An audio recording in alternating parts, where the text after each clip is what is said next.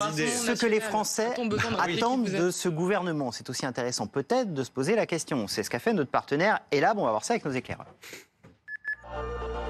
Fanny Wegscheider qui nous rejoint. Fanny, les Français trépignent peut-être en attendant ce gouvernement. Qu'en attendent-ils ? Ça fait un moment qu'ils trépignent, en effet. Alors, ils attendent peut-être ces prochaines heures de voir si leurs souhaits seront exaucés, puisque à l'Institut Elab, ils ont répondu mercredi ce qu'ils espéraient en termes de composition de ce futur gouvernement. Et vous allez le voir, eh bien, ce qu'ils souhaitent, c'est une ouverture pour 44% des sondés. Ils espèrent que ce gouvernement ira aussi bien de la gauche à la droite. Vous le voyez. Alors, leurs espoirs pourraient être toutefois contrariés par la réalité. On parle toujours au conditionnel à l'heure actuelle. Puisque, en tout cas, dans la liste des ministrables qui a été proposée par Michel Barnier au président de la République, eh bien, parmi les 16 futurs ministres de plein exercice qui sont proposés, seul un, vous le voyez ici, Didier Migaud, est de la gauche, issu du parti socialiste.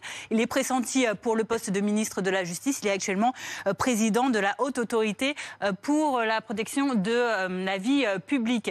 Voilà pour ses souhaits de ce côté-là. Et puis, vous allez voir également, en revanche, que les Français, quand on leur montre que la droite sera très présente, à la fois du côté du Premier ministre, mais aussi d'un certain nombre de ministres avec des portefeuilles importants, eh bien, ils se disent, pour la majorité, pas choqués par cette hypothèse, à quasiment 2 Français sur 3.